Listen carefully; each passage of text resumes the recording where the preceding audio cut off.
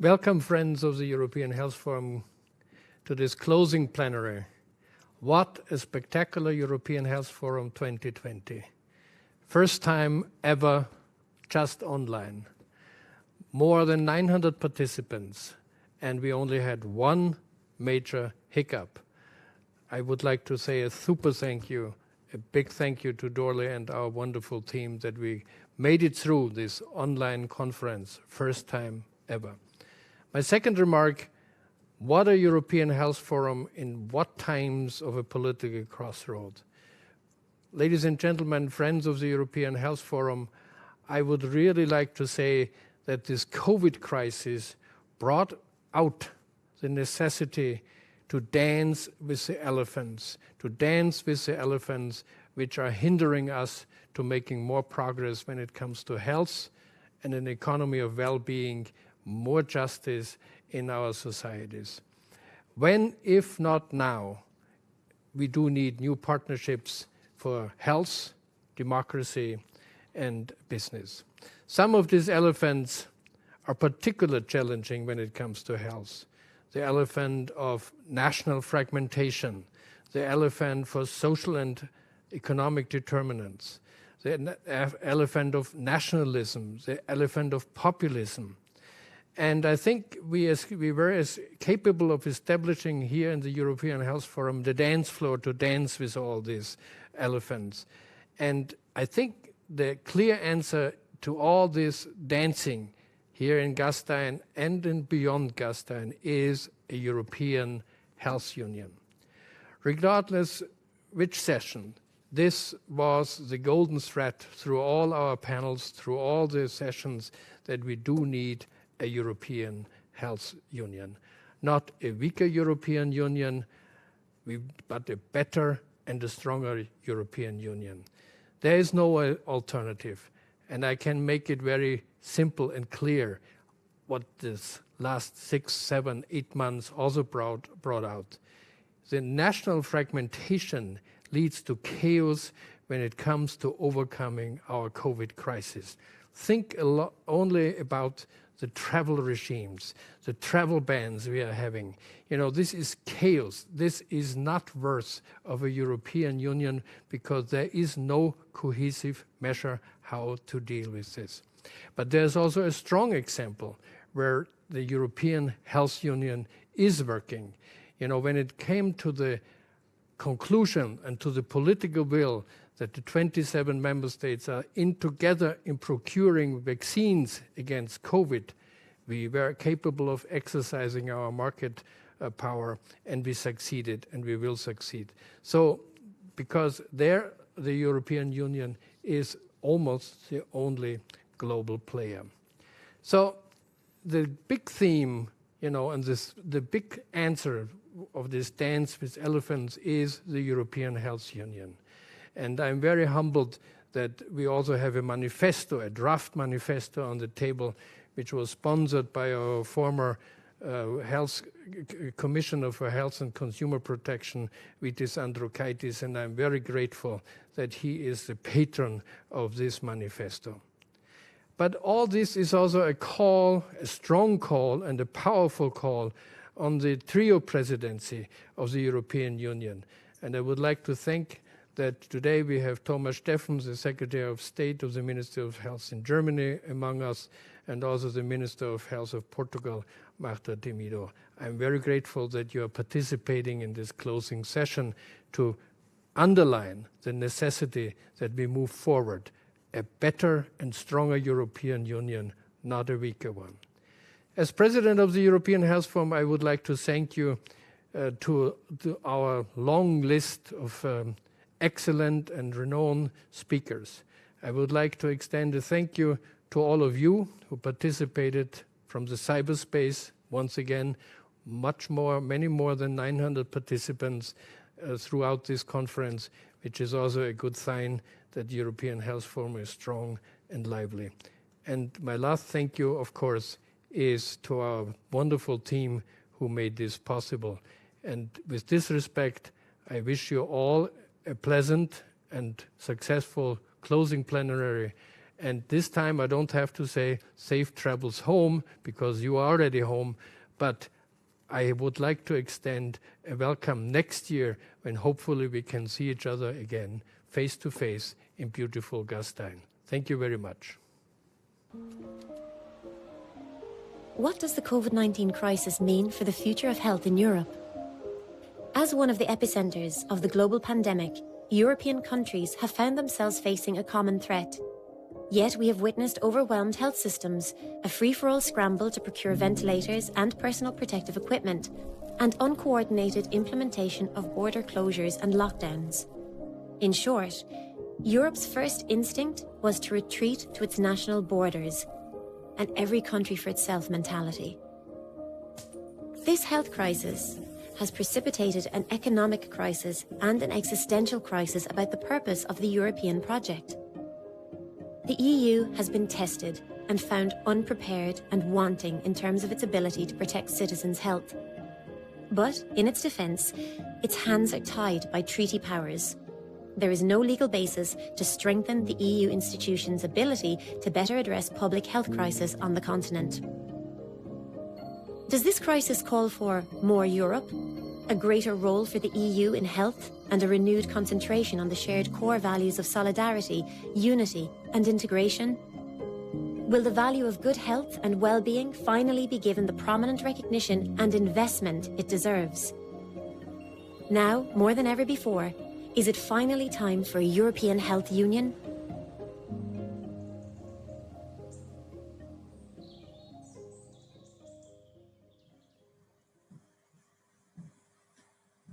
Good afternoon. My name is Josep Figueras. I'm the director of the European Observatory on Health Systems and Policies, and we are broadcasting here from Brussels, the studio of Gastein in Brussels, based here at the observatory. What is the title of our session today? Health Politics Beyond COVID-19. Time for European Health Union? Not a question mark, but actually the title says time for a European Health Union. The video, I think, is excellent. Congratulations to our Gastein colleagues, because frames exactly what this session is about. And if I can quote perhaps the last sentence that is saying, isn't it now time more than ever for a European Health Union? So that's the question we are going to be asking you. This question has been around in these plenaries today and the sessions this week.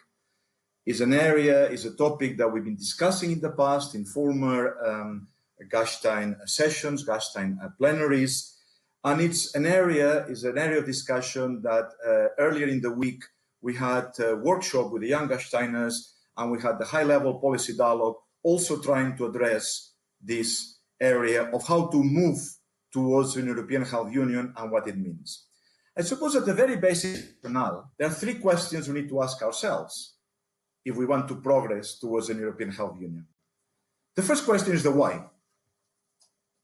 And some would say, well, many may argue that we don't need to. There's no why. That why is no. But if the why is yes, the first would be, of course, what's been said repetitively, which is COVID-19, and how COVID-19 has uncovered the weaknesses, structural weaknesses of this European project.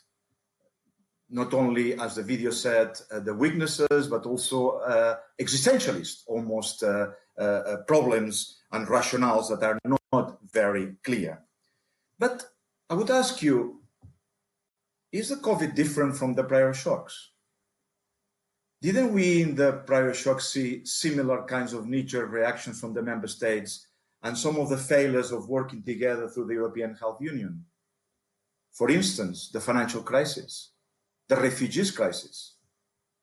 I would remind you that in this crisis, we saw the same population, the same vulnerable populations being affected.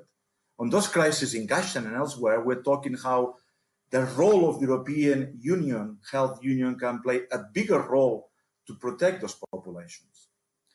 Two additional pillars of this why. One is the one that we talk about all the time, and we all firmly believe, Europe believes on it, which is the need for solidarity and the human rights argument, very much at the core of what the European Union is about. The third, or the second of these pillars, if you wish, is the economic argument, the economic rationale. Perhaps we don't dare to talk so much about that one, but I would argue that is fundamental.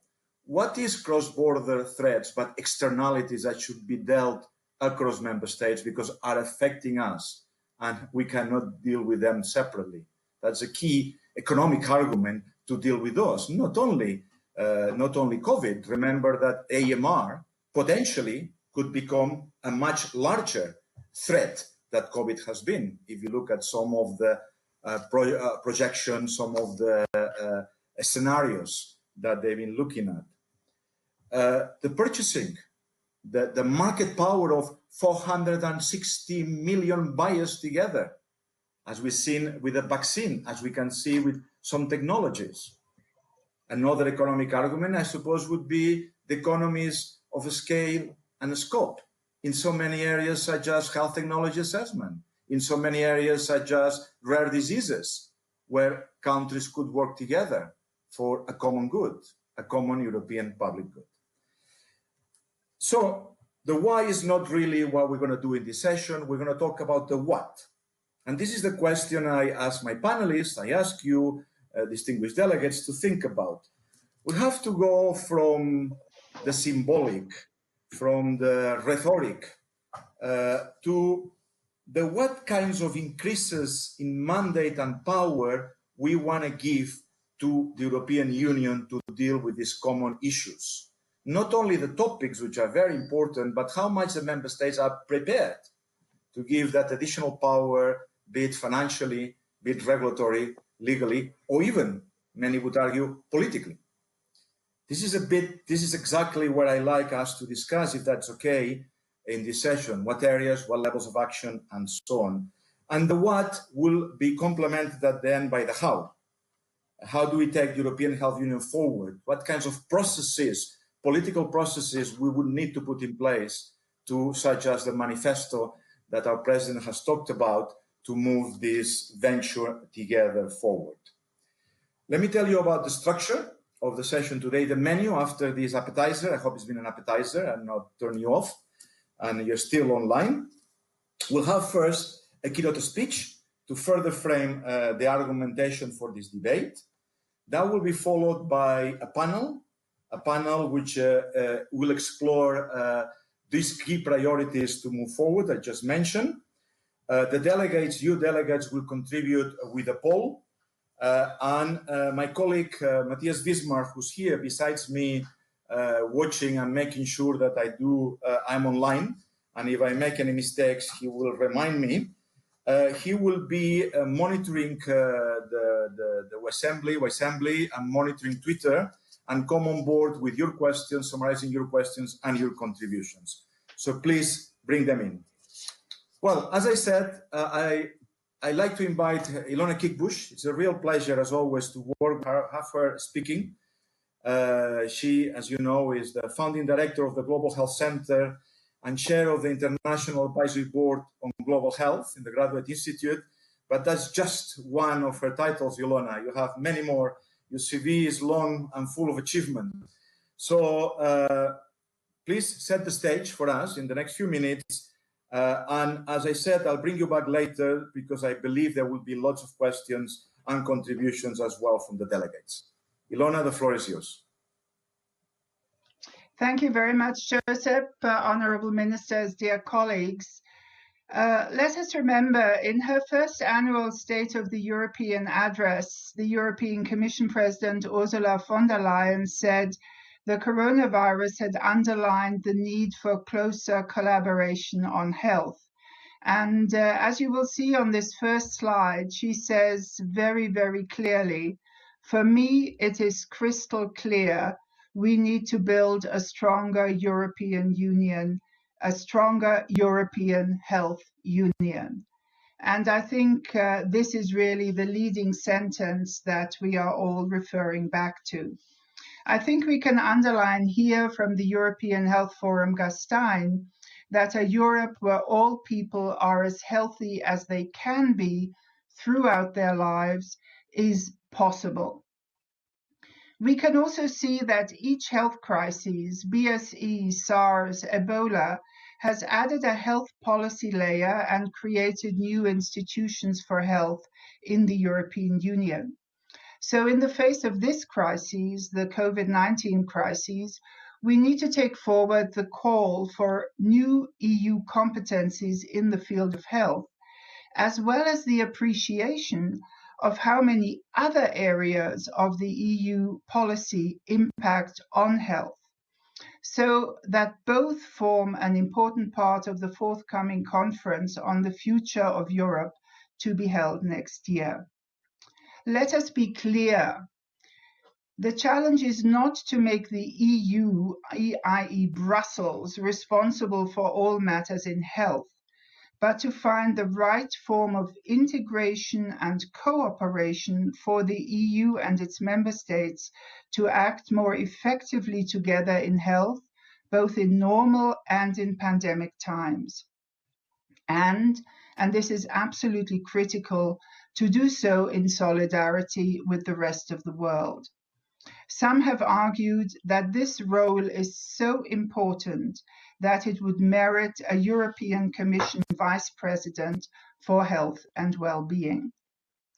The two EU buzzwords that are in discussion right now are how to build European solidarity from the crises and how to develop stronger European sovereignty in health-related areas without reinforcing nationalisms and regionalisms. The EU's appreciation by its citizens, and this is truly interesting, has increased over the last months, as some surveys have shown us. Indeed, we would say, where better can the EU reach out to its citizens than with health solidarity? It should not build back better, it must build into the future with a new vision. The components of such a future are mapped out in many of the other policy arenas already, such as the economy of well-being, the Green Deal, the Resilience and Recovery Fund, the digitalization agenda. Now is the time to add the health and well-being deal. If we look at slide 2, I would like to draw your attention to the fact that many of the commentators say that a European health union must first and foremost build on the EU pillar of social rights and the commitment of the EU and all of the member states to the Sustainable Development Goals.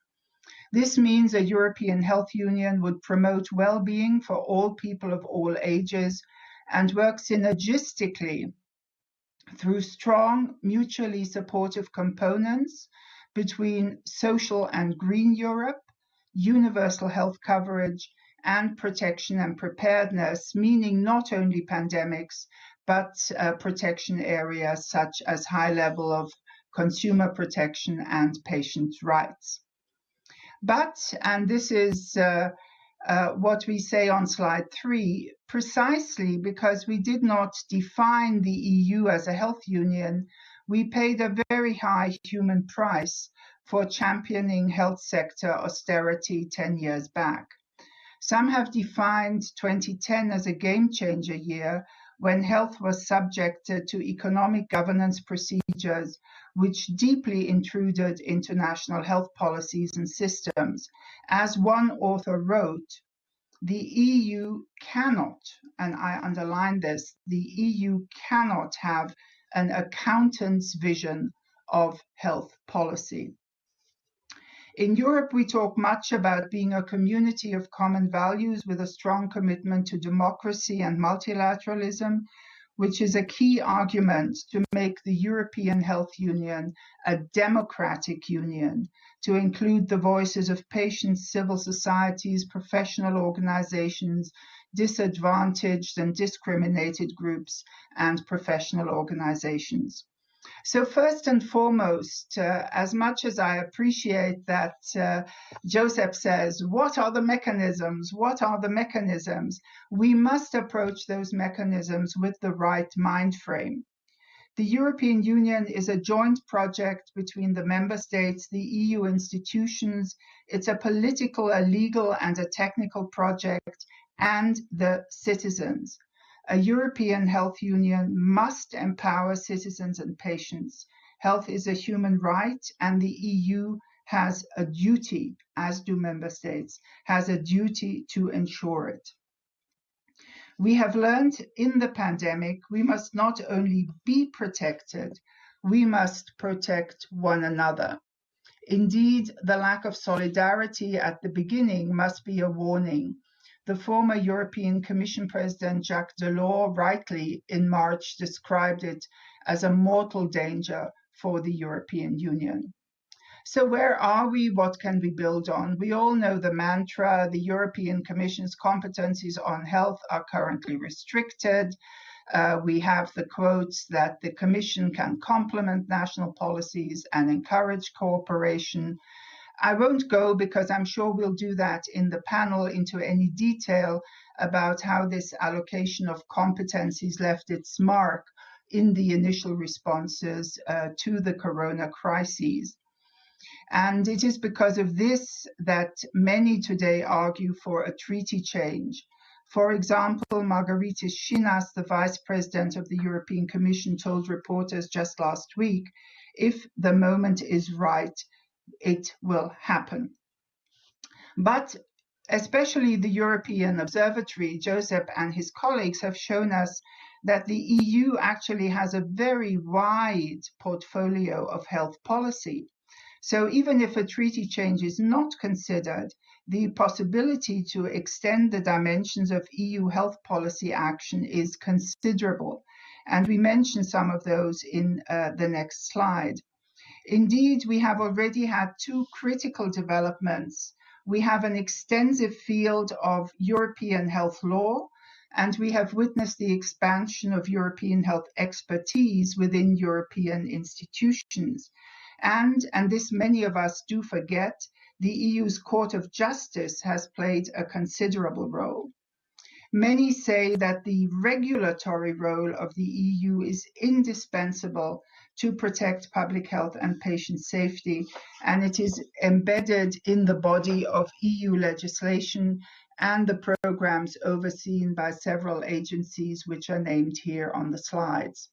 But we must also see, as the work of the commercial determinants of health becomes ever more important, the responsibility for health, as much as we like health in all policies, cannot be devolved to DGs whose primary aim is the economic advancement of affected industrial sectors, for example, in the oversight of the pharmaceutical and agri-food sectors and in the data sectors with regard to health.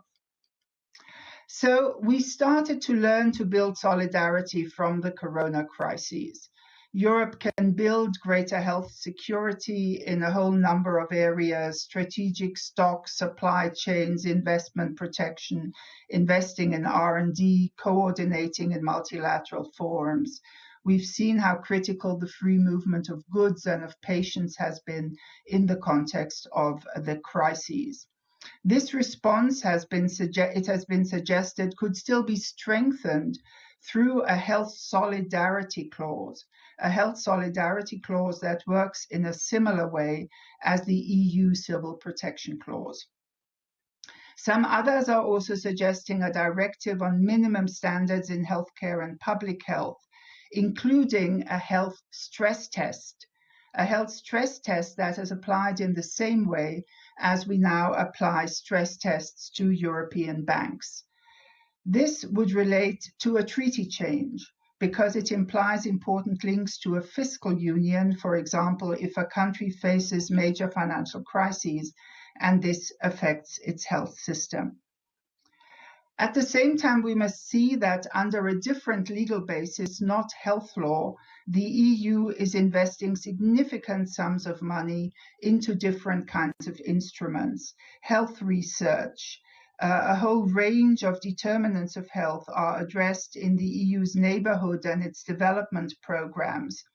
And we must not forget that the EU and its member states are the largest development donor Most recently, they have made available 2.7 billion euro for the COVAX Solidarity Program that ensures vaccinations worldwide. So, two issues towards the end. There was great hope that the EU for Health program would be a game changer. One of the slides refers to that. At present, we do not know how that will play out. I think it's the next slide.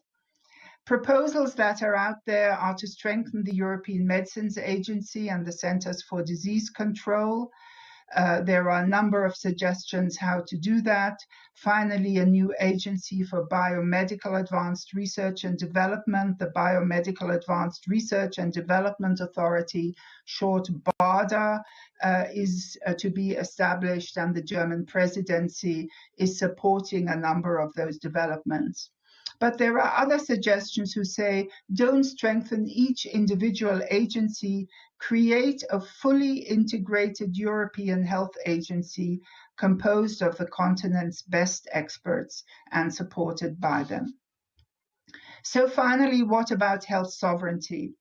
The European Union is working on a health strategy to take back control of medicine and vaccine production in Europe. That was also part of a 5-point plan by Germany and France to restart the European economy. You can see a comment from this paper on the next slide. It says we strive for a strategically positioned European healthcare industry, which will, in full respect of the member states' responsibility for their social security and health systems, upgrade the European health dimension of healthcare and reduce EU dependency. That indicates there can be no health security without social security. So to round up, I have shared some of the ideas and approaches that are out there. Some of these have also been reflected in the manifesto that Clemens Auer referred to, and they are open for consultation. We hope to hear much more from you. I've summarized, just for a quick glance for you, all the proposals that I have mentioned. I'm not going to repeat them all for reasons of time, but you can see it's about 10 proposals that one could pick up in a very concrete manner. So we must also see not everything happens at once. There has always been a steady evolution of EU institutions. We can actually say the European Health Union is already emerging. We are looking to a cooperative governance model, a system that combines self-rule and shared rule in health. These two levels are increasingly intertwined, and they have a strong global dimension.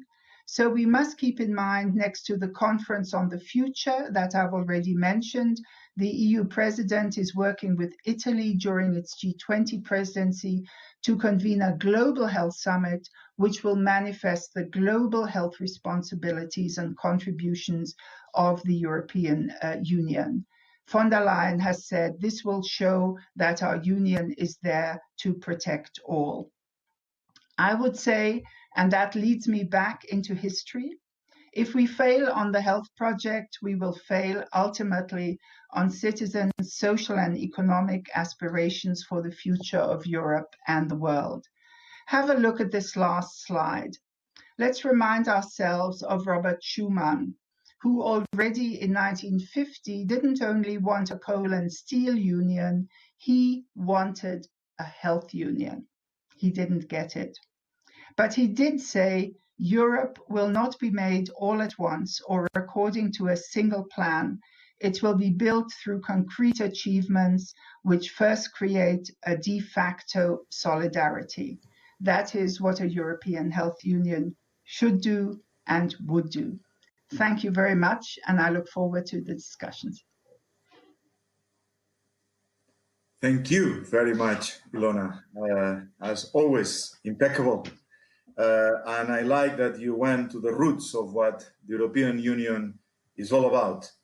And I'm happy as well, you know, my obsession for the mechanisms that you actually put many of those, not only as a shopping list, but very clear set of strategies and mechanisms. Obviously, we'll not have the time, nor is the purpose to deal with all of those today, but certainly I think helps our delegates to think through the ways in which we can move towards this aspiration. Part of it in place, it's not just all aspiration. Now I'd really like to introduce our protagonists today, the ones that really matter here, which is the member states, the parliament, and the civil society representing the patients. So I'd like to first introduce two of the countries in the presidency. First of all, Marta Temido, Minister of Health of Portugal. Obrigado, Marta. Welcome to our panel here. Thank you very much for being here. Then I'd like to introduce Thomas Steffen, State Secretary of the Federal Minister of Health of Germany. Welcome, Thomas.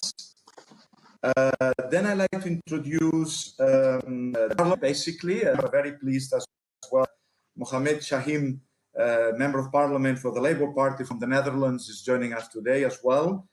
Thank you, Mohamed.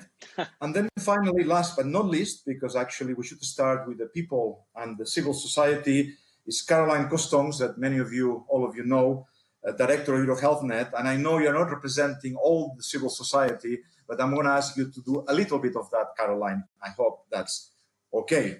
And also from the Netherlands, thank you as well to Caroline. Colleagues, before we start the debate with you, we have an introductory video by another actor that is not here today, but who's sending at a very high level from Commissioner Kyriakidis. We get a short video to help us to see the position of the Commission on this particular area of European Health Union. As we go into it, I need to remind you that there is a blip in the video, and that was done because it was done in difficult circumstances that we all understand. One other blip in the panel today is that we are expecting to have the third presidency in this order. We had Tomáš Ganter, the Minister of Health of Slovenia, and just not that before starting the plenary, he could not make it. He had to go into a cabinet meeting. But as it is the third presidency, we have reassurance that they will join us next year in Gastein. So please, if you could go to the video, thank you very much. Dear colleagues, during the summer, I saw my grandson paint a picture of a coronavirus cell instead of dinosaurs and aeroplanes that he usually draws. It was a stark reminder of the impact this pandemic is having on our children and our communities. But it is also pushing us to get our house in order. COVID-19 has reminded us how the greatest challenges facing us today, from climate change to coronavirus to antimicrobial resistance, are common ones. And we will overcome them through partnerships, solidarity, and multilateralism. As every year, this European Health Gastein Forum has gathered important voices around a virtual table to ask difficult questions. This year, with a renewed sense of urgency provided by a global context. I am thankful to the organizers for that. European citizens expect the EU to coordinate and lead the response to this crisis. Even more than that, they expect us to strengthen our crisis preparedness and management of health threats. We are determined to live up to these expectations, and for that, we need to start building the elements of a stronger and more effective European Health Union. This is exactly the work we have set out for ourselves for this year. A European Health Union is an edifice we will first of all build with stronger agencies.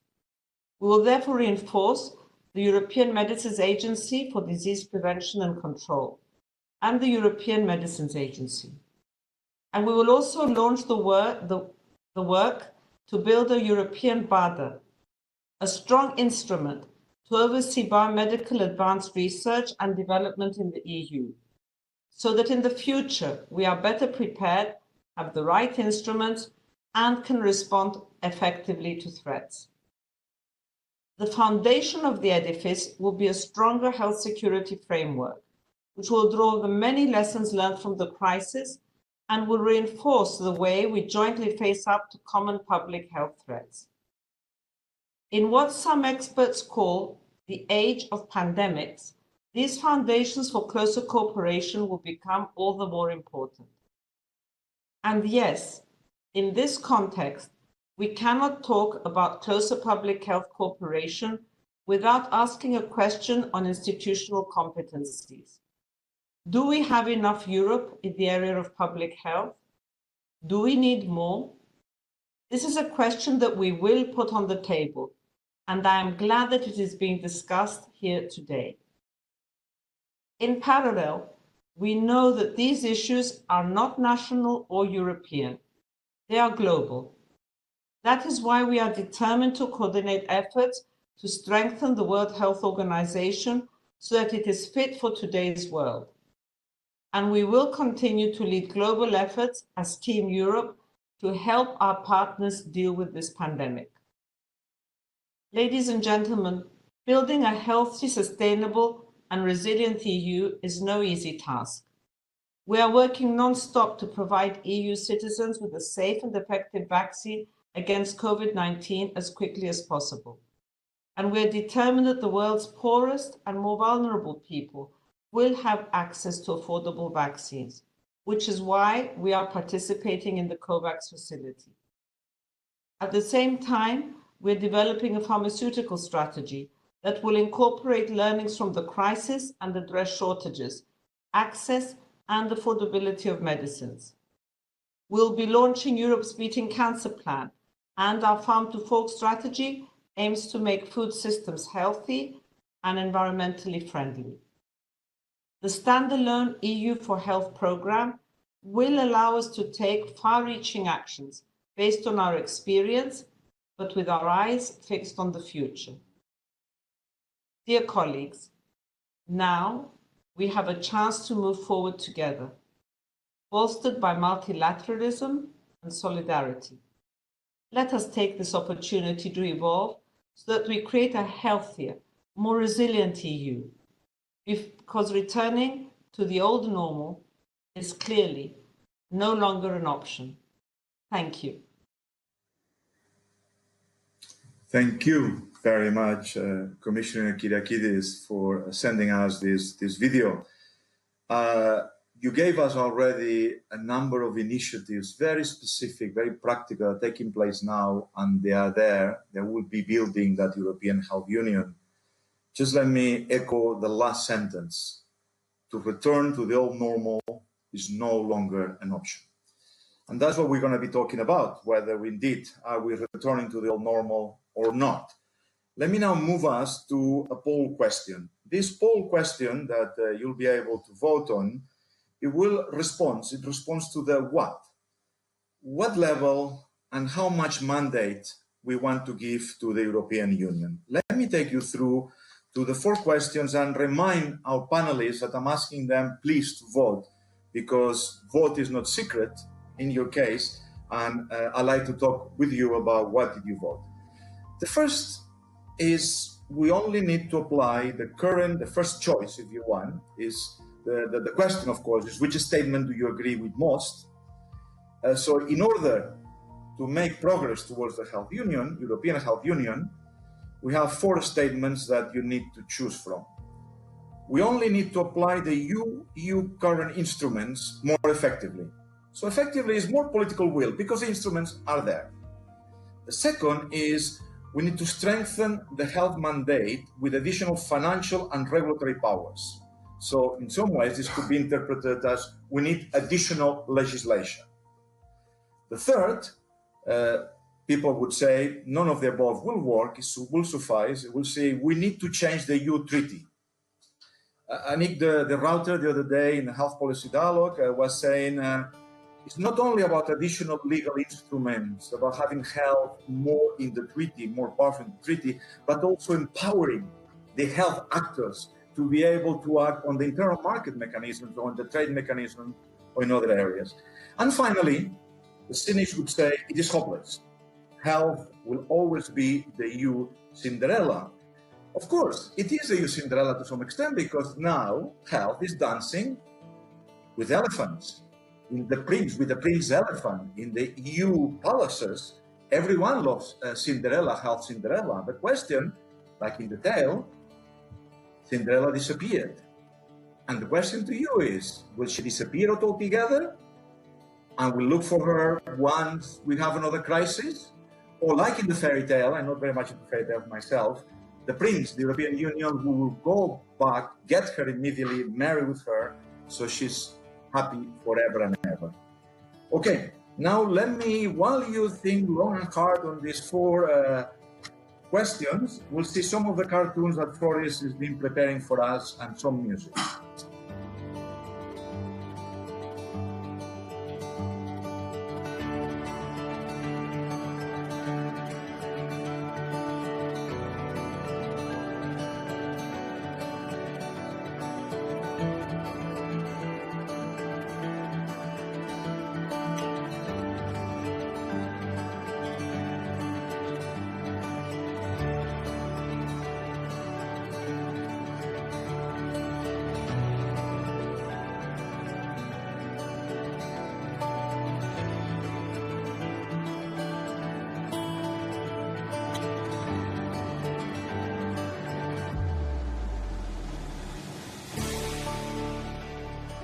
A big party of elephants indeed, a big party of elephants, too many elephants in the room. As always, Floris, you are able to communicate messages in ways that it takes hours for us to communicate. Can I bring my panelists again on the screen, all of them, if at all possible? So we look together at the results. So what are the results of this voting? The first one, I cannot see the results because my own screen is on top of it. Okay, so we need, I got 2, 3, 4. The one is there. Yes, I can see it now. Absolutely. Okay, financial and regulatory powers, that's the majority. The majority, almost 60% mandate with additional financial and regulatory powers. The second is we need to change the EU treaty. Well, almost 40%, 34%. I'm an optimist there. Oh, and we only need to apply only 7%. So clearly there is a consensus in this room. I wonder how much this consensus reflects that of our member states. But certainly in this virtual room, there's consensus. Interestingly, a 0% with Cinderella. So I'm sure our panelists have seen those results. And I'm going to start. I warn you in advance. I'll start with Marta, if that's okay. We agreed to have first names, if that's okay, because we know each other as well, with all of you. So Marta, what did you vote? And I'm not asking what Portugal is going to do. I'm not asking whether Portugal in the presidency is asking for a new treaty and having health in there, because I know that's not what you're going to do. But what's your view on that, Marta? What did you vote, and where do you think we can act? As you saw, our delegates said as many as 34% said treaty, and the large majority more mandates, more legal and financial mandate. Marta, welcome. There is a problem with the microphone.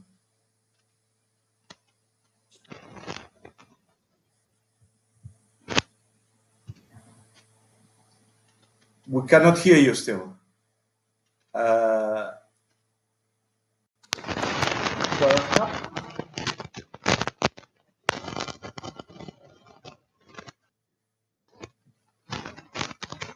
you try now? No, we don't hear you. What we can do perhaps, Marta, because I know you hear me, while you resolve the bleeping problem, I'm glad that we had it now, so the rest of the plenary will work very well, because in this plenary you always have a bit of a technical bleep. So let me move, therefore, to Thomas. Thomas, Germany actually has the presidency now, so it's very appropriate to ask this question to you. What did you vote, and what are your views on that? Okay. Thank you very much, Mr. Chair, and I hope you can hear me. At least we can hear you, which is also quite good. And very much hope that Marta can join quite quickly, because it's important that we present something to you as the trio presidency, and we're very proud of a very, very good cooperation between the 3 countries building the trio presidency. To be honest, as the current presidency, there is one very simple principle that we apply. As a presidency, we always go with the majority. And that is why I'm supporting that we need to strengthen the health mandate with additional financial and regulatory powers, which clearly means that we should look at the secondary legislation and where we should maybe define new initiatives together with the Commission, of course, but at the same time where we maybe have to adjust the current legislation to be simply more effective and efficient when it comes to health policies. So I guess it's the right time and it's the right way forward to look at the secondary legislation, especially in times of crisis, and to see how we can sharpen and we can redefine or refine our existing instruments on the national basis, by the way, but also on the European level. And maybe let me add one point, which is also quite important, because I a little bit see the risk that we now define a European health union, and we spend days and nights on the word union. And what does it mean?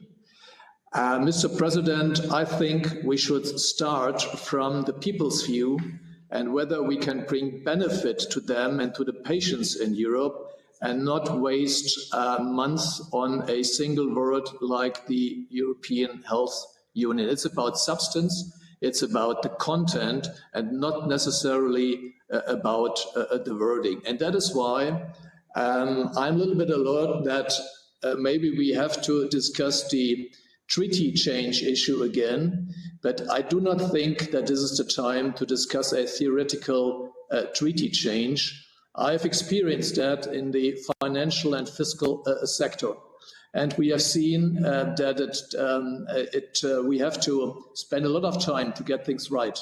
But if we go for a treaty change, then we always risk that some countries have to run a referendum.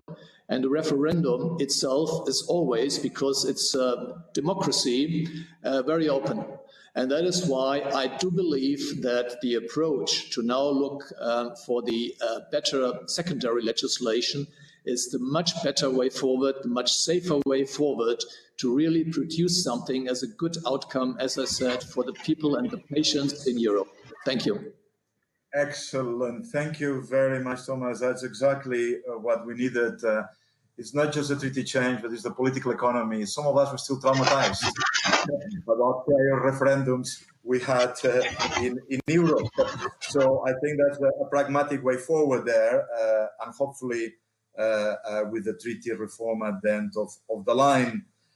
In case the things in Portugal are not yet resolved between Gaston and Resolve, I believe they have been resolved. So Marta, I bring you on board again on this question. Do you agree with Thomas? I think you did that on purpose, right? So you got Germany to start the answer. Welcome, Marta. Sorry about this technical problem.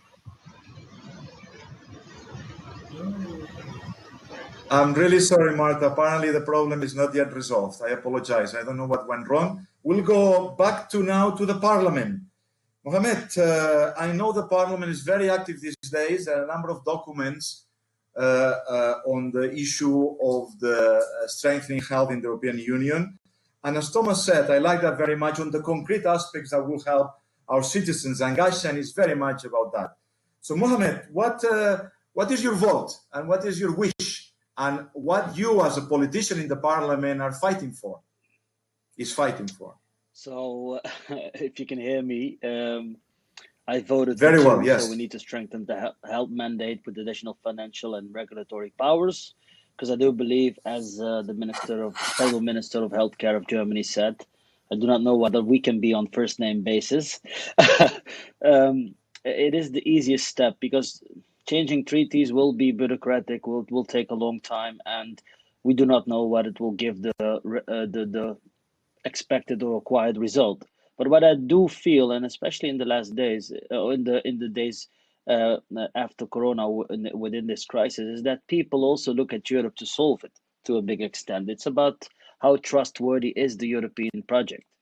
Because what I've seen is that many things, well, not everything went right at the same time. I mean, there is an excuse because we've never had such a big pandemic in the history of Europe, but I believe in mankind. So it wasn't easy, I mean, to do everything correctly. But me as a politician, when I was in my constituents, people ask me, okay, why isn't Europe solving this? How can it be that we have a shortage of medicines? Why is it that we have a shortage of face masks? Why are certain countries stopping the exports of face masks? So we had a lack of solidarity, and we have to study what went wrong and what we can do as a commission, as a council, but also as parliament to improve it. Because I do believe that this pandemic is a glimpse of the future. There is research that states that the changes of the world, the climate change, the biodiversity losses will create more of these type of diseases, and we want to prevent that. At least we want to make sure that we are prepared when there's a next crisis. And yeah, so to my extent, I was also a bit disappointed that the Council decreased the EU for health budget from 9.4 billion to 1.7 billion. But I think I'm preaching to the choir. I think everyone at this European Health Forum will agree with that. So again, I think we need to strengthen our mandate to see exactly what should be done on a European level and how can we improve cooperation between member states. I think that is essential first step. That's perfect, and that's what I want to take you in the next round of questions, in the next block, about these specific mechanisms that the presidencies have there, that the parliament has there. But let me move now to Caroline Costoms. Caroline, are you going to be part of the 40% or are you going to be part of the 60%? Because I don't have any defenders of the reform treaty here, reforming the treaty. Caroline. Yes, well, I agree. I also voted on the need to strengthen the health mandate with additional powers, but as a first step.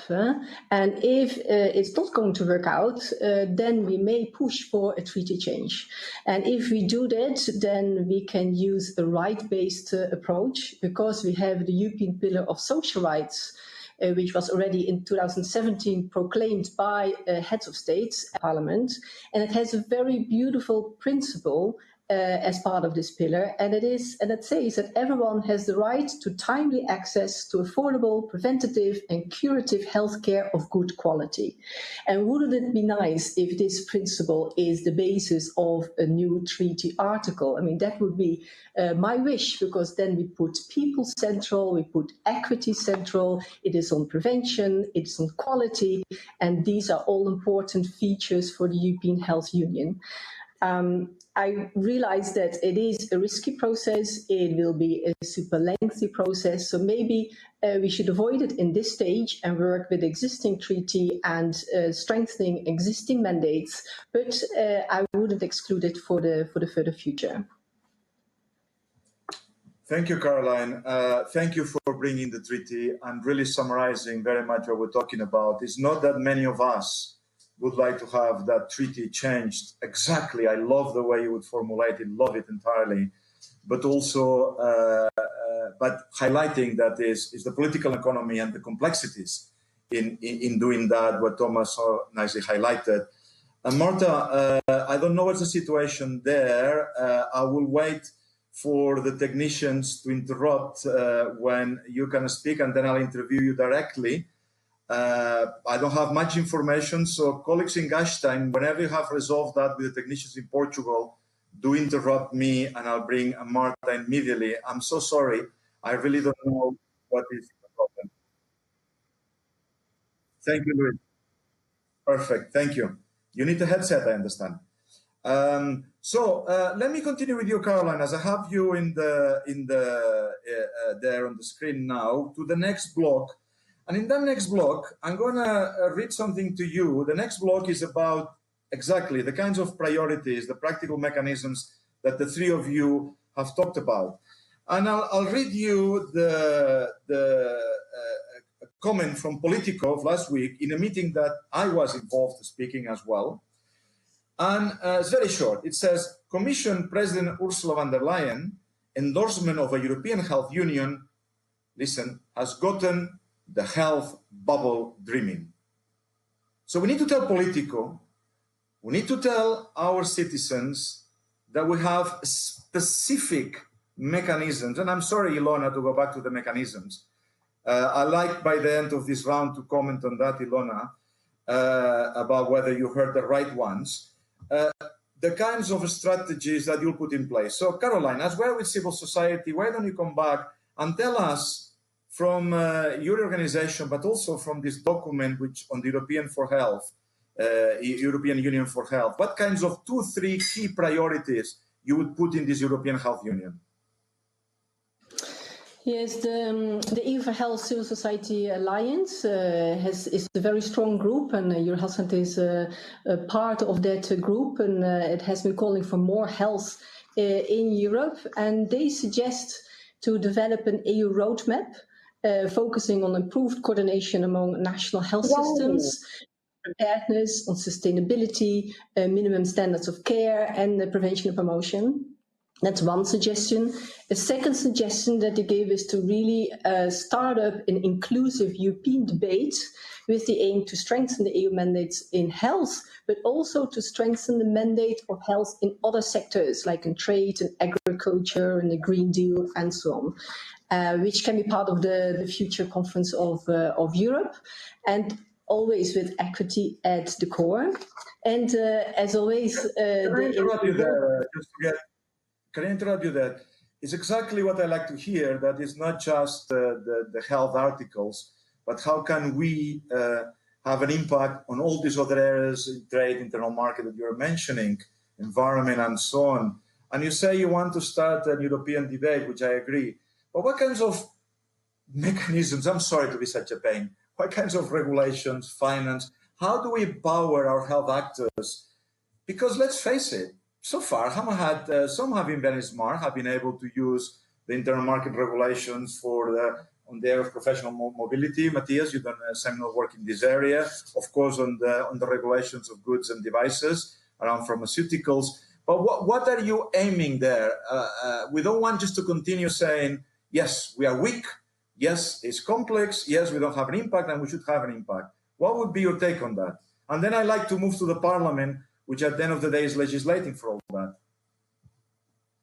Caroline? Well, I would say that the European semester is really an important process that until now has not been properly taken up by health ministries, by governments for health. I mean, the European semester helps the countries to reform their economic policy, of course, but more and more also the social and health policy and sustainability of the climate crisis that's coming up. We have been working a lot with the national health institutes and analyzing the European semester and its potential for health. And stakeholders are on board, but not sufficiently. And it's going to be important because the semester is going to be linked to the new MFF and to many of the finance and funding programs, like the new recovery and resilience structure with over 600 billion of euros. And there are flagship areas like e-health, like transport and health, like skills agenda for people that is all linked to health, and there are clear opportunities there that we need to take. But one of the elephants in the room is that the health sector has not been engaged sufficiently in these other areas, has not been sitting at the decision-making tables, and that is, I think, a capacity which we must invest much more. And indeed, these financial fiscal mechanisms give us a great opportunity, and we'll go to that in the third block of our discussion today. That's excellent. Sorry to interrupt you, Caroline, but that's the kind of thing I wanted to hear. Marta, I believe we resolved the problem, so we'll talk about your vote, and we'll talk about the priorities of the Portuguese presidency around strengthening this European Health Union. Marta, welcome. Hello, Joseph. I hope that you can hear me right now. Yes? Yes. Okay. So thank you for waiting for me. Thank you so much, dear colleagues. Portugal, my point of view was also for voting for the the winner. Because according to the treaties, primary responsibility for public health and healthcare systems lies with member states. But however, public health and healthcare service cannot remain EU's Cinderella. I think, in the sense that this pandemic has shown that the EU has an important role to play in improving public health, in preventing and managing diseases, in mitigating sources of danger to human health, and in harmonizing health strategies between member states. Therefore, I think that we need both to apply the current EU instruments more effectively, exerting political will, like President von der Leyen just did, talking about the European Union Health Union, and to strengthen the health mandate with additional financial and regulatory powers. On the second topic that you were already discussing, for us the first priority is a stronger role in the EU on global health policy. We see, as Ilona stressed, healthcare as a basic human right at the very core of the idea upon which the EU was built. And we all stand to gain from the fact that everybody has access to affordable healthcare. Based on multilateralism, the strengthening of international agencies must also be a priority for EU in order to be a key player in the global health governance. So this is the first approach that I would like to share with you. Excellent, thank you. I believe in the presidency you got as well a number of other priorities. Clearly, strengthening the role of Europe, European Union in global health is fundamental. Ilona has been convincing us, and we agree with her on this area. Europe can take a leading role in a world that very much needs that kind of strengthening of values, social coverage, and so on. So it's great to see the Portuguese presidency supporting that, and I believe also the whole trio supporting that. What other priorities are there, Marta? But perhaps also, I think you also onto the ECDC reform. I believe you are looking as well at some aspects on the pharmaceuticals. Would you put another two of those priorities, perhaps, that will continue strengthening this role of the European Health Union? Well, the second priority that I would like to stress is advancing the EU pharmaceutical mandates with regarding price transparency, joint procurement initiatives, shortages, access to innovation, EMA reform, or, for instance, shared health technology assessment. This would be the second priority that we would like to stress under the presidency. This is excellent. These are very clear ways forward. The transparency debate, the price transparency, which started in a resolution of the World Health Organization, the World Health Assembly, has been also that debate taken on by member states. There's going to be a meeting in Oslo to debate that, in which will involve, of course, the Union. You know that the Price Transparency Directive is an old one, the Transparency Directive, that there was some attempt in 2015 to be reformed. How far you think we can go there? What kinds of legal mechanisms can we put there? You think that, for instance, let me take another one on pharmaceuticals and joint procurement.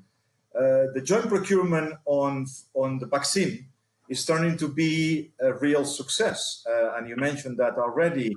Do you think there is a scope? And I'm not asking you for a more formal position unless you're willing to put it, which would be very nice. You think there will be a scope for the joint procurement to take it forward beyond the vaccine to other areas, to some pharmaceuticals perhaps? As you know, there are subgroups of countries and you're involved on those. There's the Valletta Initiative, there is the Benelux, that they are working together on that. Number one, do you believe that it would be a good idea to have a central facility also on health technology assessment? An area which was in the German presidency, but I believe is going to pass to your presidency now. What do you feel about these 2 points, formal or informally? In a formal and informal perspective, we support the idea of reinforcing EMA's role, for instance, on the monitoring of shortages of medicines and the strengthening of the management of shortages, and of course joint procurement initiatives that we have been following and that we totally support and that we assess in a very positive way. Of course, that health technology assessment is a hard theme to discuss, and very much has been written and said about that. But we need to move forward on that file also. Thank you. Thank you very much. May I move now to Germany, to Thomas, please, about the priorities of your presidency, and perhaps you may wish to reflect on the priorities of Portugal. You are part of the trio. I know you've been debating them. What is your take on that, Thomas? Thanks a lot, and you will not be surprised that we are fully aligned with the Portuguese priorities.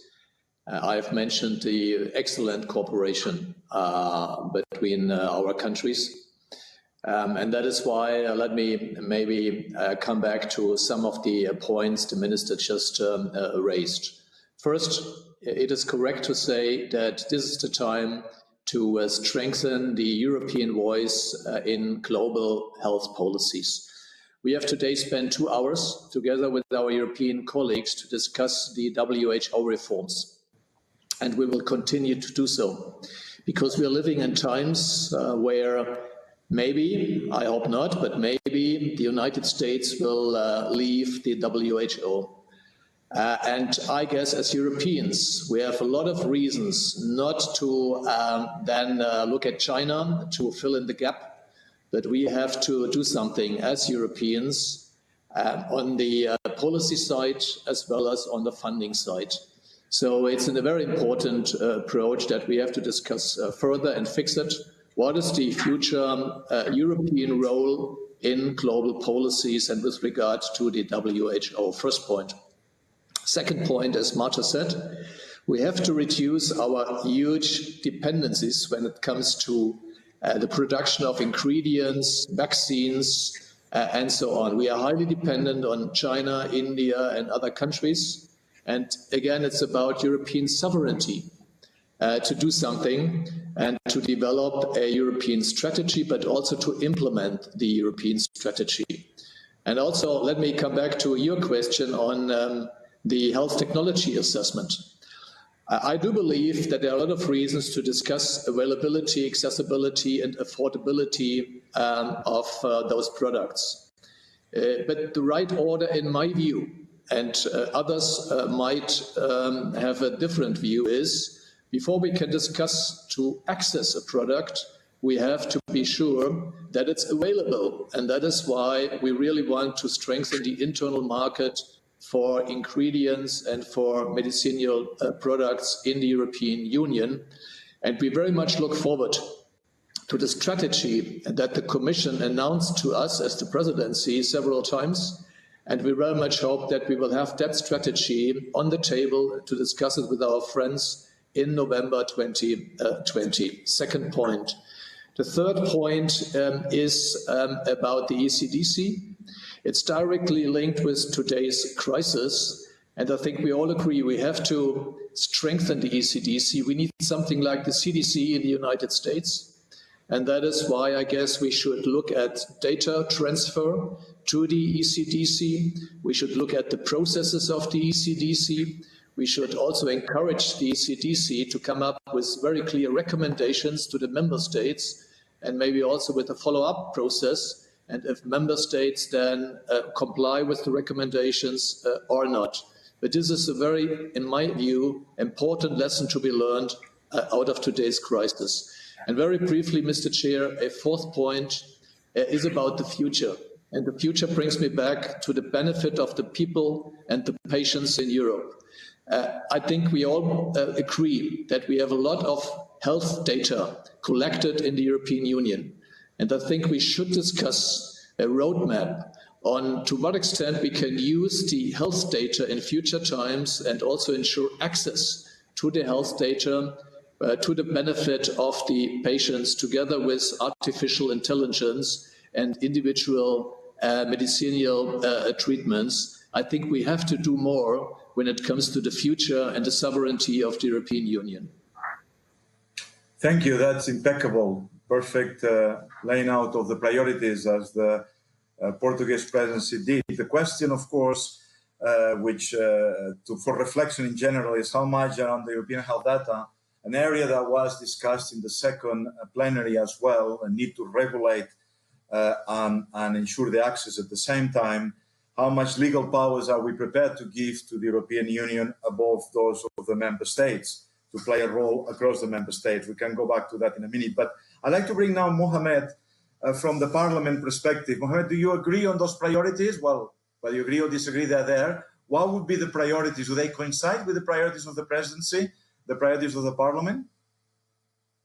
Yeah, I must say, as S&D, we wrote a paper in May, a position paper where we highlighted, I think, 12 priorities, and to some extent they look the same as the list of Professor Kickbush, but also I think the priorities that were stated by Minister Thomas Steffen. For me, I think one of the big issues is indeed to securitize the supply chain of pharmaceuticals, to decrease dependency from countries like China and India. I think this is one of the, I think, two priorities we also have as a group, or me as a MEP.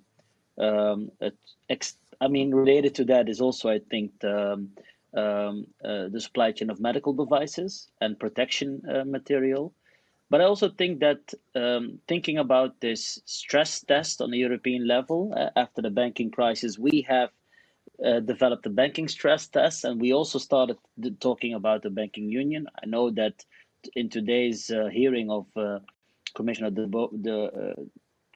Dombrovskis, they have also talked about reviving that. So I think having the stress test, including with minimal standards for quality and healthcare, should be developed. I'm very thankful to Germany as a Dutch MEP that 100 intensive care capacity beds were reserved for Dutch citizens. I think that shows friendship and solidarity, but I do believe that we in the Netherlands have to assess what type of minimal standards we should have to be better prepared for these type of pandemics. And as I said earlier on, I do believe that we should be prepared much more, because this can be a glimpse of the future. Of course, I hope that it will not be the case, but these type of zoonoses are appearing more and more. I also want to make one comment, if possible, when it comes to transparency and the transparency directive. One of the things that really annoys me as an MEP, I'm not the only one, is that the current deals between the European Commission, but also between certain member states and the developers of the vaccines are not that transparent. We need to be transparent on the price, but also about the side effects and the liabilities, because I'm really afraid that if we're not transparent, then that this will decrease the trust our citizens have in the future of the vaccine, and this would be a very bad thing, in my opinion. And again, the corona crisis has accelerated the debates on the EU health union. This is a momentum we should take, and I think we should come up with a deal. We as a Parliament, together with the Council and the Commission. I'm very positive that it will be possible, looking at current legislation and maybe strengthening the mandate, but it is possible, and I really hope that the Portuguese presidency, after the German presidency, can make some steps forward for us. Thank you very much, Mohamed. And let me highlight transparency. If the COVID crisis has told some populist governments, by the way, as well, that transparency doesn't pay off. The virus doesn't know what politics and always comes up. I'd like now to run down to this debate with a couple of cartoons and a final set of questions by our panelists. Short questions, short answers, please, because we are running out of time. So if you could put these two cartoons, that reminds us, Caroline, of what you said. First cartoon is the situation pre-COVID. The situation pre-COVID is exactly the point we heard from Caroline. We have here the article 168, and it says, please close the gate. So it's lots of restrictions there, but around that, in this green, there are all sorts of other areas, as Caroline said, European semester, internal market, agriculture, environment, competition, and trade, where actually if we have an influence on those areas, we actually, as health, we can have a measured impact on health. Next one, please. And actually, now in the times of COVID, the gate seems to have crashed. So the 640 billion of the recovery and resilience facility and the chest there of the Europe for Health, which indeed, Mohammed, is much smaller than what it was promised at the beginning, still much larger of the public health program now, has an enormous potential to affect health and in positive ways, not only on the programs on health themselves, but of course in social sector and many other areas like environment and labor that will have a direct impact on health. So the last round that I like to have our panelists to comment on is the how and whether you see a potential of these fiscal mechanisms to have an impact on health and how to use them as well. I remind you, colleagues, that the structural funds were not necessarily always successful, nor were the semester. But before we're doing that, I want to hear from Matthias, very briefly, Matthias, because I'm running late, what is the view, which is very important, of our participants, our delegates. So our panelists will wrap up with a reflection on those as well. Good afternoon, everybody, and thank you, Joseph, for asking me in. And I have to disappoint you if you were expecting controversial comments and contribution. But on the positive side, I think you will not be disappointed if I tell you that there were a large number of comments from younger Steiners. And I think that is rightly so, because we are talking about the future of the EU. And it's not only our future, it's their future and the future of our kid. And if I start with a vision, I would like to pick up one of the comments, which I could also subsume under governance. But somebody said it's the old Kissinger problem, you know, how do I call the person responsible for health? And Joseph, we talked about that health competence is scattered all around, you know, and I think that is really a very important comment that we as member states need to empower our leaders, both in the European Union, but also as Stefan told us about the WHO. There were a lot of re-emphasizing things that were said from panelists like, let's build into the future. We cannot have an accountant vision. We can't return to the old normal. That is no longer an option. With regards to the politics, somebody wrote, oh, Ilona Kickbush got me excited about cooperative government. But I think we need to be here very clear that actually the European Union has no historical model. It's really innovative. And I think, as I understand this comment, it is again time to innovate our governance and our politics. And again, we heard a lot of very positive comments about, like, for example, support for EU action has grown. COVID-19 is probably the perfect timing, the perfect storm. We can also count on the German government, hopefully. And again, we heard some reiteration of things that were said before in the council. Probably the right strategy is to do it. Let's go for the pragmatic solution. Let's change secondary legislation and later on the treaty. Also, some people were talking about the European semester, that might be really the right place to go. I could also go on like this about the policies, but I think this is good enough for the time being. Thank you so much. Impeccable. Thank you very much, Matthias. You are able to summarize enormous amounts of things in very few words. Thank you very much. Colleagues, now I'll start with civil society. Can have 1 minute each. First starting with Caroline, and I'm sorry we're running late, and finishing with Ilona, by the way. I have had the opportunity to bring you on board, Ilona, but everyone is echoing your points at any rate. So 1 minute each about this, how you may want to bring these financial fiscal mechanisms. The how, so the politics, the processes, the monies, the bringing that to our citizens, as some of you have said, into the national parliaments, so we really can move forward towards the European Health Union. So your minute, Caroline. Okay, thanks a lot. So for achieving a European Health Union, I think we need to also strengthen a psychosocial approach of crisis preparedness and not only the biomedical approach. So we need to have a broader approach in this European Health Union. And in this broader approach, we need to bring on board many other organizations and agencies that are working at subnational levels and at local levels. You've seen many innovation in cities, in neighborhoods, many people working towards preparedness and helping with the COVID-19 disease, and we need everyone on board.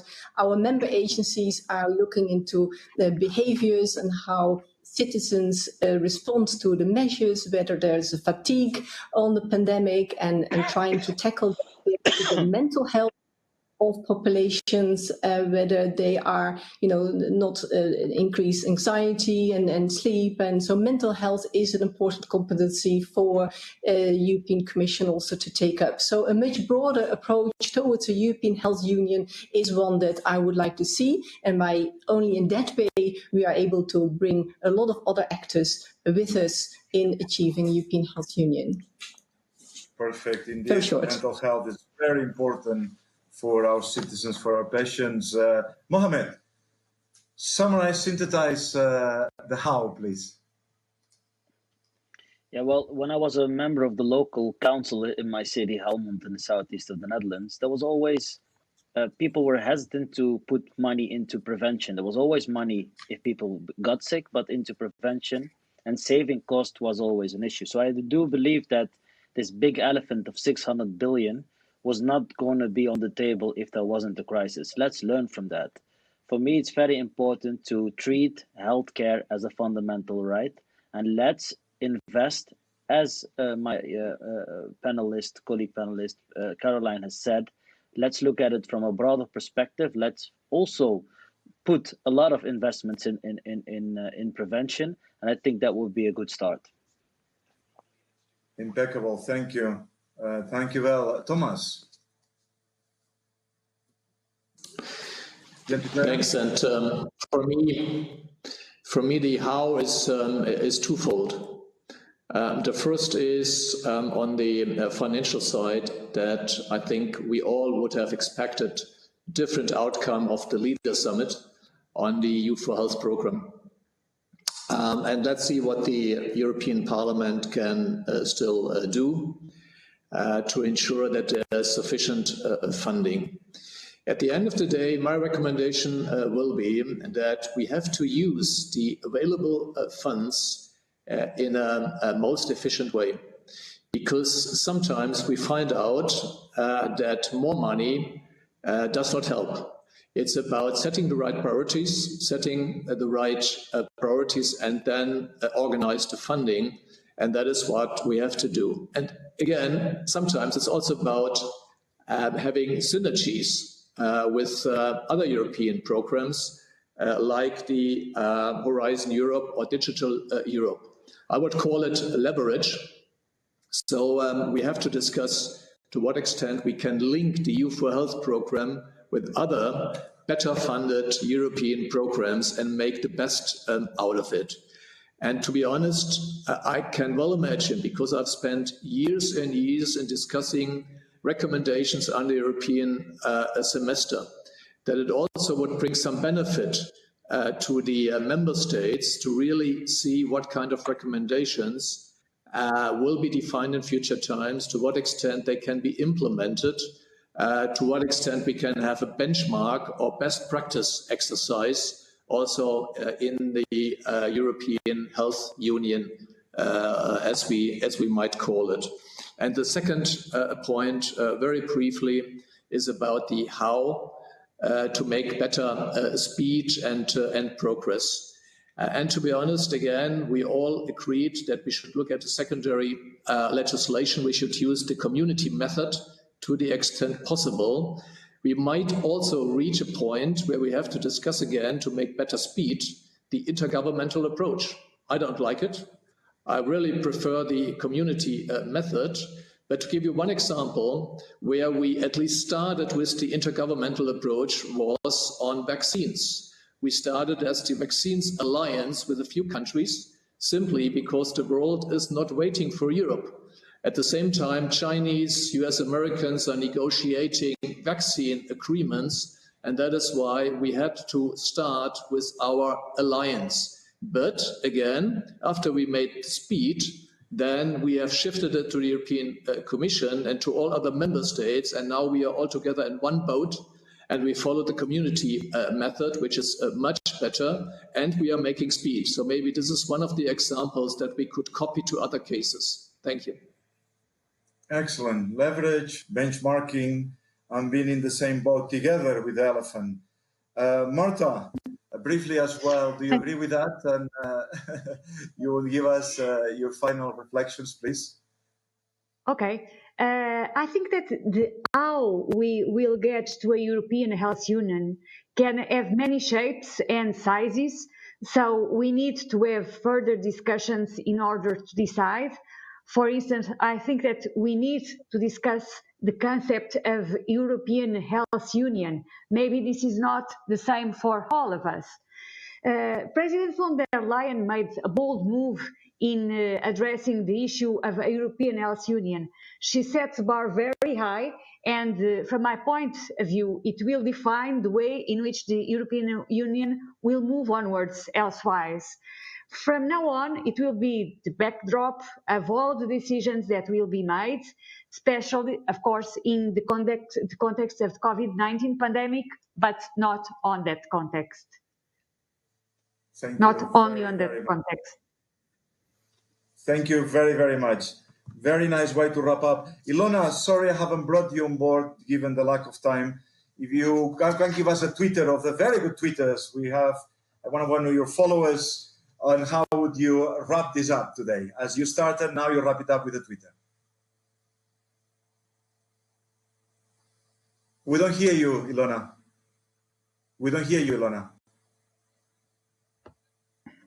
All right. I think one of the issues is, which came out so well from this discussion, that one sees the European Health Union as a worthy goal, that there are many opportunities that have sadly been put forward through COVID-19 that are actually putting us on that path, that we also explicitly start talking about a European Health Union, and that we've identified many of the mechanisms, some of them, within health, like strengthening the institutions, maybe combining them, giving them more money, having a better interface with the countries, on the one hand, and on the other hand, being very, very clear, this co-production with the others, the Green Deal, the digitalization strategy, as I said, and also as Mr. Steffen took up, those are things where we bring health forward, because any real commitment of the European Union to health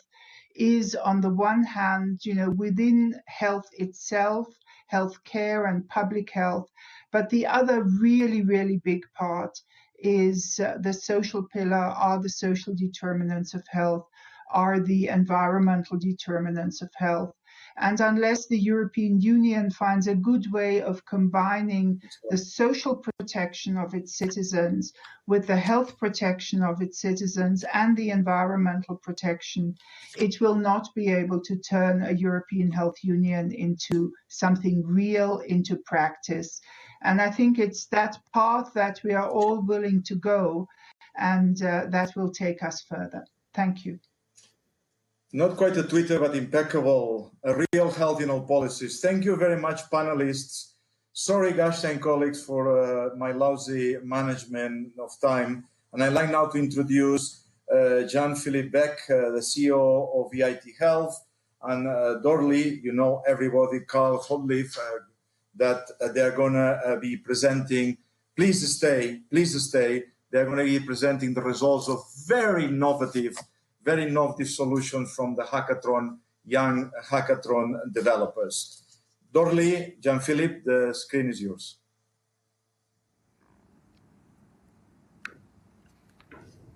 Thank you very much.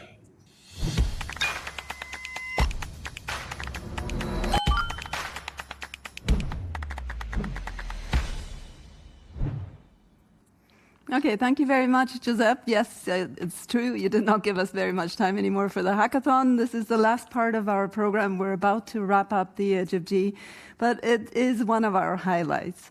We will be awarding the EHFG Hackathon Audience Prize of 15,000 euros now. And this year we asked 59 participants from different professional backgrounds from 18 countries to work in 14 teams, and some of them were assigned by us, so they had never worked together before, for 40 hours only, to develop innovative digital solutions for the continuity of mental health care in times of crisis. And the interesting thing is the 3 shortlisted teams who will be pitching today are the ones that were actually mixed teams. They were not teams that applied as a full team. So you will see the amazing projects that they managed to put together in that short period of time. It is now my pleasure to introduce Jan-Philipp again. Jan-Philipp, welcome. Jan-Philipp is the CEO of EIT Health. We've been co-organizing the hackathon for the last 3 years, so thanks very much for that. And could you please announce the first pitch? Gladly to do so. Thank you very much, Dorothy. It has been a pleasure to work on this together with you, and also been impressive what we've seen from the teams so far. 3 teams we will look at. It's amazing what they've done in such a short period of time. We'll look at the first video pitch now of the team that is called Don't Stop Med Now. And here we go. Hello, everyone. We'd like to present AIDA-Me, a mental health first aid training app that will help you help others. For context, 1 in 5 young adults in Europe experiences mental health problems in a normal year. During crisis, the number increases even more. That leaves 4 out of 5 who could be in a position to help. However, only a small minority of adults are trained to deal with mental distress in others. Take Patrick, who has noticed that his flatmate has become withdrawn and barely eats, or Mia, whose mother lost her job and often calls her up anxiously crying. Or Jamie, whose partner talks about suicide when they drink too much. We think the solution is to teach psychological first aid techniques to non-professionals.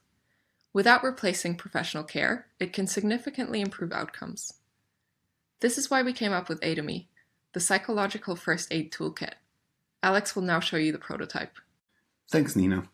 After the welcome screen, first users will be asked if they're in an emergency. In that case, they will be given appropriate help. On the course screen, I can see all my courses and mark progress for each of those. Going through a course detail screen, I can select my next lesson. Within a lesson, I can decide to bookmark information that I'd like to keep in my pocket. Every so often, there will be a knowledge check, which will test my progress before I take the full course exam. Back to you, Nina. Thanks, Alex. With AIDA-Me, non-specialists like Patrick, Mia, and Jamie have acquired the tools to handle conversations in the most effective way. With AIDA-Me Community, they can also share their stories. On to you, Kat. Thanks, Nina. So, what are we hoping to achieve?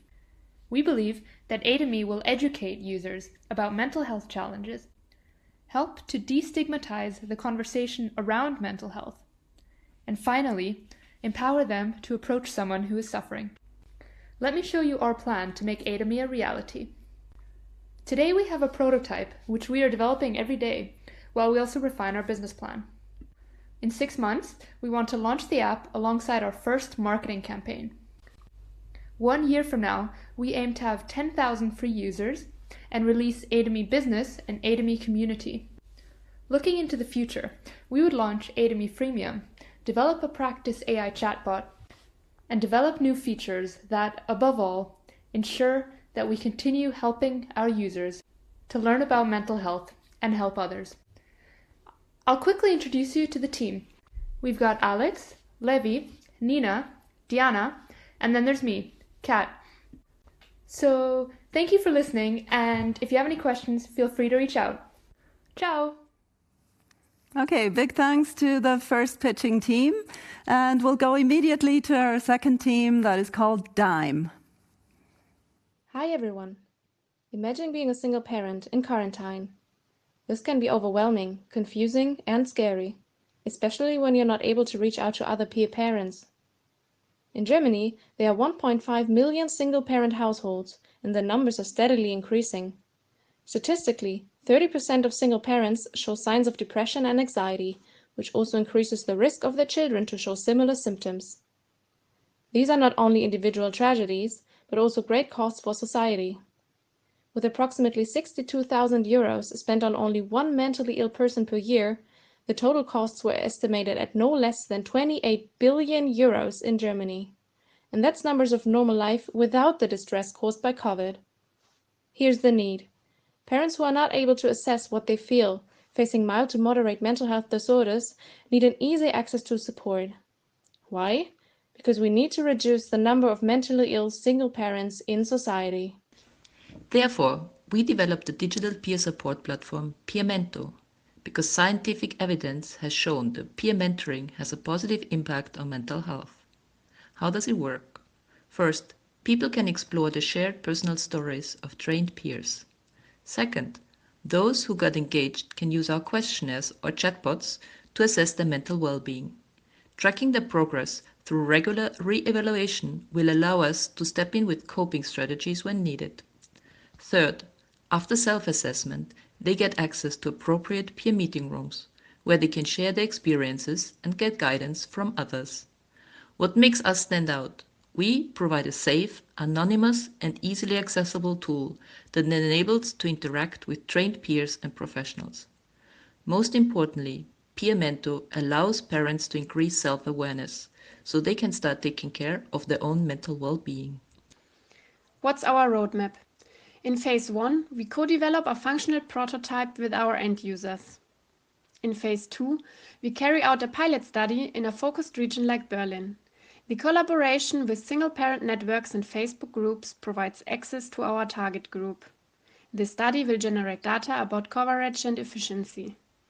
In phase 3, we scale up our app by including more features. PeerMento is attractive to public or crowdsourced funding because by preventing only 20 mentally ill patients, over 1.2 million euros are being saved per year for our healthcare system. PeerMento has been developed by DIME. We team up for a human rights-based approach, leaving no one behind. With our solution PeerMento, we are not only promoting the mental well-being of single parents and caretakers, but also of their loved ones. PeerMento, because supporting parents is supporting children.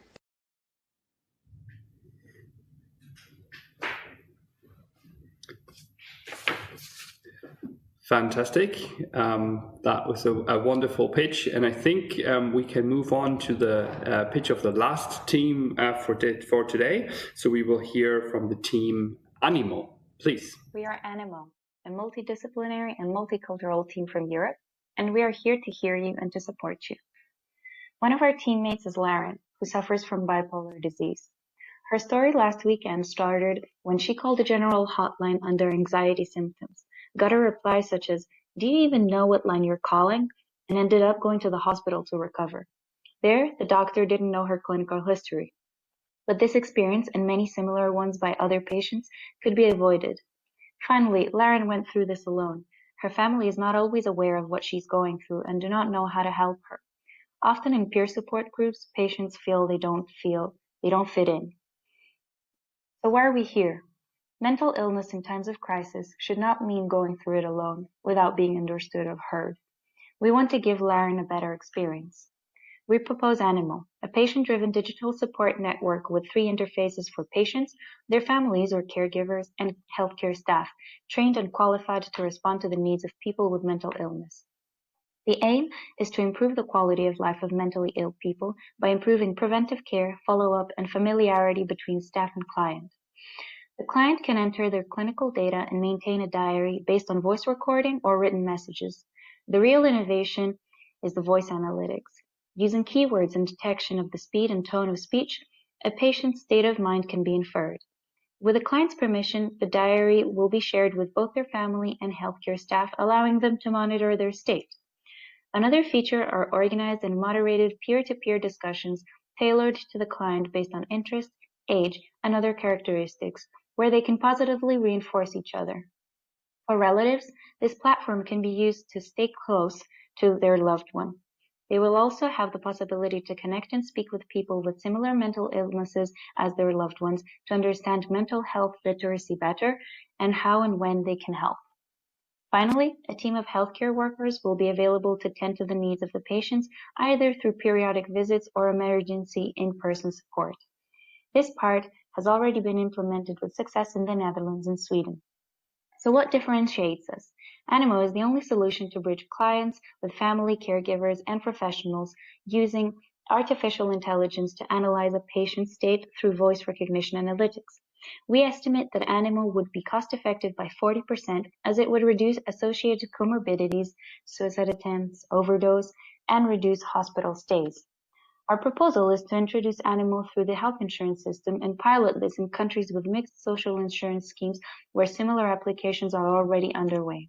The healthcare system is still a long way from being optimal, so support us in developing an effective preventive treatment for mental illness, reducing healthcare costs, and improving the quality of life of people like Lauren and her family.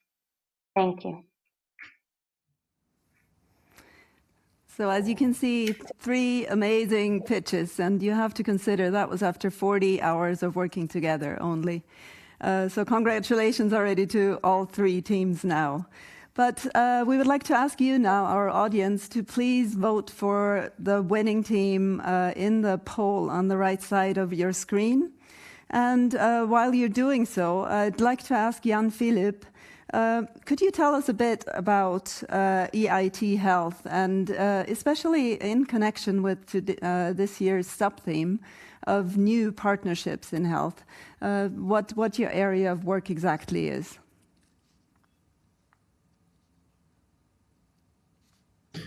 Thank you. Well, EIT Health is an innovation partnership in Europe, say probably the largest one in health innovation. So we have 150 members from industry, payers, providers, of course, research and academia. And we run various programs to advance innovation that benefits people, improves health, and also supports healthcare system sustainability and resilience. We connect what we call the triangle, meaning that we support research-driven innovation. We also place a lot of importance on education, both for students and graduates, but also for health professionals and executives. And we, of course, also support entrepreneurship and the creation of new business. Now, we are a partnership in health innovation, and that, of course, means that we do contribute to the overall landscape and work together with the other partnerships that are currently existing and those that are emerging. And it's very important for us to now also contribute to the dialogue as they are going forward, and this is what we are doing. Just this afternoon, we've had an important meeting with most of the relevant Commission services represented to develop that. And I think a few things that we can add, if I think about the successor of the Innovative Medicines initiatives, currently the IHI, or the forthcoming partnership maybe on healthcare systems transformation, I think elements that we can contribute is the capability in education and training. I think this is extremely important. Just think about digital skills, AI, data science. So I think these things will be needed across the board, and there we have fantastic capabilities. We can also add to the landscape the strong support of entrepreneurs, startups, SMEs.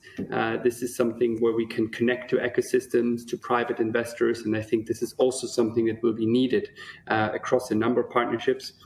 We also have a strong network in Eastern Europe, Central Europe, Southern Europe, to widen participation. I think also that is very, very much needed in all the partnerships, and is something we can contribute. And finally, our capability to commercialize and to deploy innovation is essential. Here we need to work together with the other partnerships that are already in place or forthcoming. And Needless to say, the European Innovation Council is, of course, also an important collaborator.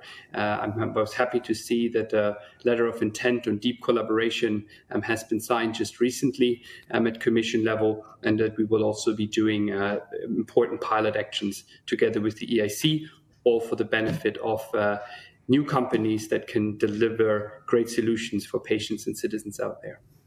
Okay, thanks very much, Jan-Philipp. So basically what EIT Health is doing by supporting the hackathon is, of course, to support startups, new startups that could emerge out of this. We have 2 prizes. There was a jury prize of 10,000 euros awarded last weekend to one of the 3 teams, and the 15,000 euro audience prize today. What do you expect to happen with that money? Well, it's. I think it would be fantastic if the teams could use this, maybe to buy 1 bottle of champagne after winning. I think that has to be allowed. But then to move on and to indeed finalize maybe a first prototype. I think that would be really essential. But especially potentially to plan the journey. And to also seek additional validation. I think maybe this is the most important piece. I think fantastic work has been done now, but I think you need to talk to people to validate the need that you are addressing, to understand the landscape around you, what's maybe already there, to talk to key opinion leaders in the field. That's what I would use these initial resources for. We can certainly help and give advice as to the methodology on how to approach that. And then I think one might be ready to actually obtain also further financing to take this further. So celebrate a bit and then challenge yourself on the validation further. Okay, thank you very much, Jan-Philipp. Just a quick question to the team.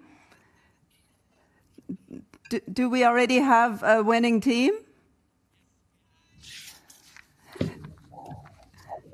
I don't know. If we do, let me know. I'm happy to announce them. Jan-Philipp, did you hear who the winning team is? I did not so far. I did not. I'm blank. If somebody else knows it, then please announce it. Okay, then I will be happy to announce that the winner of the 2020 EHFG Hackathon Audience Prize is Don't Stop Med Now. Big congratulations. This team was also the winner of the jury prize. So you guys have 25,000 euros now to spend in your new startup. Big congratulations to the team. Any reactions? Congratulations to the work. I don't know. I think you can hear us. We're definitely going to go for the champagne bottle. I see a lot of happy faces. Congratulations, you guys. There's a trophy for you, waiting for you. We will be sending that to you, of course, with an elephant fitting this year's theme. So big congratulations to the winners of this year's Hackathon Prize. We now need to really wrap up because I think we're really over time, so sorry about that. Thanks very much, Jan-Philipp, also for supporting us with this project. It has been exciting over the last 3 years, and I hope we will continue that. I'd just like to inform you, thank you, that you will still have the chance to see a session that unfortunately we had major technical hiccups with. Clemens already mentioned that. The CCOG session of yesterday morning, Tackling Inequalities in Cancer Care. It will start at 18:30, so basically right after this plenary. And so please join that session now and look out also for further EHFG sessions that are coming up. We will have a webinar together with the Nobody Left Outside initiative on 13th of October, and we will have a workshop on commercial determinants of health at the World Public Health Conference. So this leaves me to close the EHFG 2020 now. Big thanks to our partners, to our speakers, and to all of our participants for joining us on this new adventure for us. And I really hope you enjoyed it. Wish you all the best and hope to see you face-to-face again in Gastein next year. Goodbye, and a big goodbye also from the EHFG team now.